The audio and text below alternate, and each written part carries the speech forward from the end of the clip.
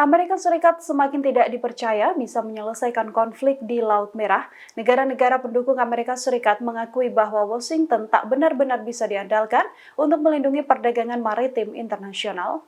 Pakar perekonomian Alan Beatty meragukan kemampuan Amerika Serikat untuk melindungi rute pelayaran di Laut Merah. Beatty menilai Amerika Serikat sudah dihadapkan pada tantangan besar di Laut Merah, jalur maritim perdagangan dunia yang sangat vital. Pengalaman Amerika Serikat menyelesaikan konflik laut diakui Beatty tak bisa menjamin berhasilnya konflik di Laut Merah. Pasalnya Amerika Serikat kini menghadapi angkatan bersenjata Yaman yang punya pangkalan militer darat dan teknologi yang sangat canggih. Apalagi kini Houthi Yaman dibantu sokongan senjata dari Iran. Houthi juga tidak menargetkan untuk merampas barang-barang perdagangan atau semacamnya. Tujuan utama serangan Houthi Yaman adalah untuk menghentikan perang di jalur Gaza yang dilakukan pasukan Israel dan didukung oleh Amerika Serikat. Amerika Serikat dianggap mengambil langkah bodoh dengan menggempur Yaman dan juga Houthi, bukan malah menekan Israel dan mengizinkan bantuan masuk ke Gaza.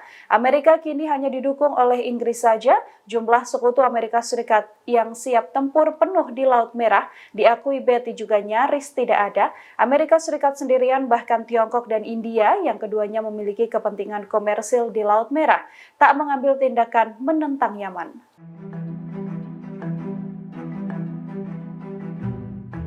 Sejumlah tentara cadangan Israel menolak berperang di jalur Gaza. Setengah dari brigade yang akan diterjunkan ini akhirnya dibebas tugaskan dan bubar karena mengeluhkan kurangnya persenjataan. Setengah tentara dari batalion cadangan Israel ini menolak berperang di jalur Gaza saat sedang melakukan pelatihan. Mereka akhirnya dibebas tugaskan dari perang oleh Komandan Al-Arabi Jared pada Rabu 17 Januari. Tentara cadangan ini dipanggil untuk membentuk brigade baru untuk melaksanakan tugas perlindungan di sekitar jalur Gaza dan juga di tepi barat.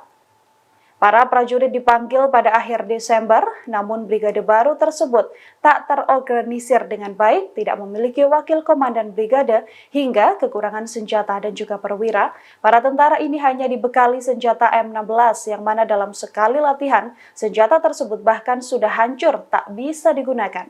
Tentara-tentara tersebut juga mengeluhkan tak ada amunisi cadangan yang bisa ditembakkan oleh mereka. Banyak tentara yang berlatih tanpa seragam militer, bahkan tanpa sendal dan juga baju. Laporan tersebut muncul di tengah pengumuman bahwa Divisi ke-36 yang terdiri dari perusahaan lapis baja, teknik, dan infanteri menarik diri dari jalur Gaza setelah 80 hari pertempuran. Hanya saja pemerintah Israel menutupi bobroknya kondisi tentara mereka dengan dalih transisi demi manuver dengan target lebih besar di jalur Gaza.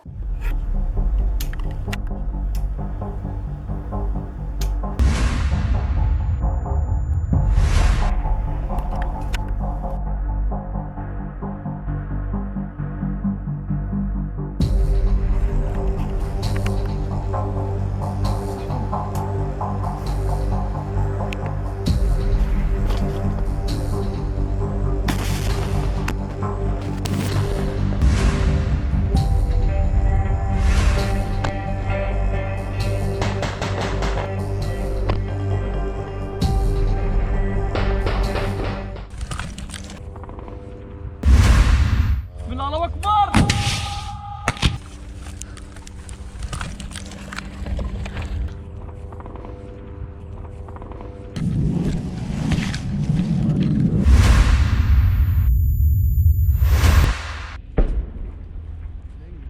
يلا توكل.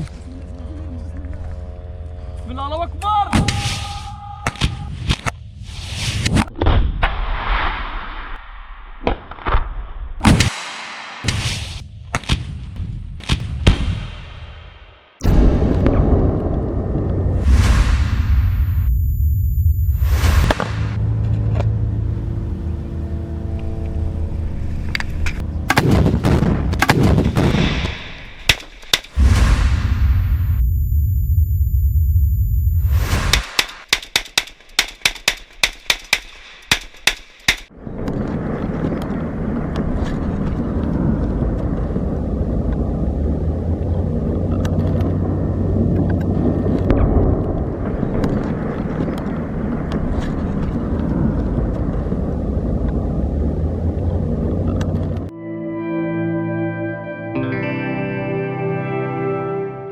Brigade Al-Qassam meledakkan sebuah rumah yang merupakan lokasi persembunyian pasukan Zionis. Rumah tersebut dipasang jebakan dengan sejumlah alat peledak oleh pasukan Israel sendiri. Alat peledak dan jebakan tersebut sedianya dipasang oleh pasukan Zionis untuk memikat Hamas agar masuk ke dalam rumah jebakan tersebut. Ide bodoh ini dilakukan oleh 30 tentara Israel dalam sebuah misi menewaskan pasukan Al-Qassam. Sayangnya jebakan mereka ini justru menjadi petaka mematikan sendiri bagi Israel. Pasukan Hamas membalikkan jebakan tersebut dengan meledakkan 30 tentara Zionis di wilayah Bani Suhaila sebelah timur Han Zionis. Brigade Al-Qassam mengonfirmasi bahwa pasukan Zionis yang ditempatkan di sebuah rumah menjadi sasaran peluru anti benteng TBG. Brigade Al-Qassam juga menargetkan 2 tank Merkava dan sebuah bulldozer militer D9 dengan peluru Al-Yasin 105 di daerah Abasan sebelah timur Han Younis. Sementara itu Brigade Al-Quds cabang juga mengatakan bahwa para pejuangnya terlibat dalam bentrokan dengan pasukan pendudukan Israel dengan senapan mesin dan rudal anti-tank di garis tengah dan juga timur hingga selatan di kota Han Younis. Brigade Al-Quds menambahkan bahwa para pejuangnya terlibat dalam bentrokan dengan senapan mesin bersama dengan tentara dan kendaraan pendudukan Israel di garis depan sebelah timur Jabalia. Pasukan militer Amerika Serikat kewalahan terlibat dalam banyak peperangan sekaligus. Tak hanya membantu Israel hingga menyerang langsung kelompok Houthi Yaman, Amerika Serikat juga punya beban besar ancaman nyata dari Rusia dalam invasi Ukraina. Kisruhan yang meluas ini menjadi ancaman pecahnya Perang Dunia Ketiga. Untuk itu, militer Amerika Serikat dan negara-negara Eropa Utara dan NATO menyiagakan 90.000 pasukan tempur mereka. Penyiagaan besar-besaran pasukan ini sebagai antisipasi manuver Rusia dalam konflik di Ukraina yang sudah berlangsung 2 tahun lamanya. Dalam laporan terbaru, NATO menyiagakan seluruh pasukan dari 31 negara yang akan menjalani latihan tempur. Dengan Sandy Steadfast Defender, latihan militer NATO direncanakan akan digelar lebih dari 1 bulan lamanya. Tak terkecuali pasukan dari negara calon anggota Swedia juga ikut terlibat. Kekacauan fokus juga terjadi di tubuh pasukan Amerika Serikat karena banyaknya campur tangan Amerika dalam konflik. Tak hanya menyokong Ukraina dalam perang di Rusia, Washington juga ikut campur dalam konflik antara Israel dan juga Hamas. Amerika Serikat menyiagakan pasukan untuk membantu militan Israel. Amerika bahkan juga menghadapi pasukan Houthi Yaman di Laut Merah. Terbaru Amerika Serikat dan bersekutu bersama dengan Inggris menggempur sejumlah pangkalan militer Yaman. Amerika juga menghadapi ancaman mendalam dari Iran yang selama ini membantu pasukan Houthi.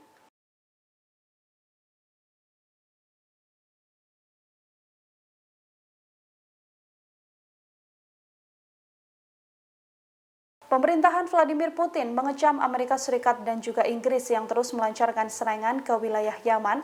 Kini total 5 kali serangan Amerika Serikat dan Inggris dilancarkan hingga menargetkan pangkalan-pangkalan Houthi. Rusia mengutuk keras aksi Amerika Serikat dan juga Inggris. Vladimir Putin menegaskan tak ada lagi negosiasi yang bisa dibuka lewat serangan tersebut. Moskow juga menuduh Washington dan London secara sengaja menabuh genderang perang dengan Houthi Yaman.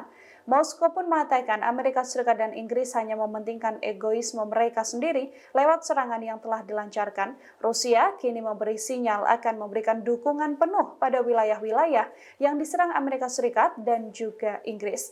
Amerika Serikat dan Inggris sendiri melakukan serangan kelima yang disasarkan pada milisi Houthi Yaman. Serangan tersebut dilancarkan pada Kamis 18 Januari malam, di mana pesawat tempur Amerika Serikat menargetkan rudal anti kapal yang dibidikan Houthi ke Laut Merah.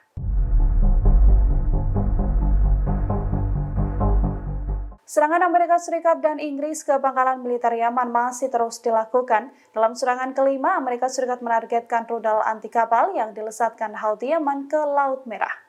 Dari laporan The Guardian, Amerika Serikat dan Inggris melancarkan serangan kelima pada Kamis 18 Januari malam dengan pesawat-pesawat tempur mereka.